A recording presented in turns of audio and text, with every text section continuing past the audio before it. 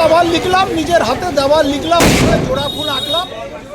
সেটা আমরা জোড়া ফুল প্রথম আমরা 1998 সালে এই জেলাতে আমরা নির্বাচনে লড়াই করেছিলাম। তাই আজকে আবার 2026 সালেও আবার সেই জোড়া ফুল কন্টিনিউ আমরা জোড়া ফুল নিয়ে নির্বাচনে লড়াই করছি, দলের হয়ে কাজকর্ম করছি।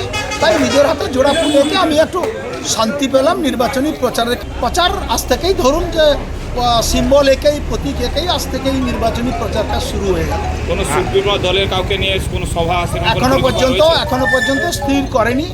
আমরা কাকে চাই, কাকে নিয়ে প্রচার করতে চাই, এটা উপরকে জানাতে হয়, তার ডেট নিয়ে বলতে হয়। আমরা আগামীকাল অথবা পরশু বিধানসভা ভিত্তিক আমরা আলোচনায় বসছি, সেখানে আমরা ফাইনাল করব। তা তৃণমূল কংগ্রেস কর্মীরা নিশ্চিতভাবে সকাল থেকে খুবই এই উদ্বেগের সঙ্গে ছিল যে কখন প্রার্থীর নাম ঘোষণা হবে।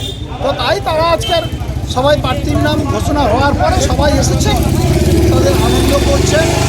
তো উৎসাহী কর্মীরা আজকে সবাই এসে দলের কাজে আগামী দিনে তারা সহযোগিতা করবেন, এটা তার প্রকাশ পাওয়া যাচ্ছে।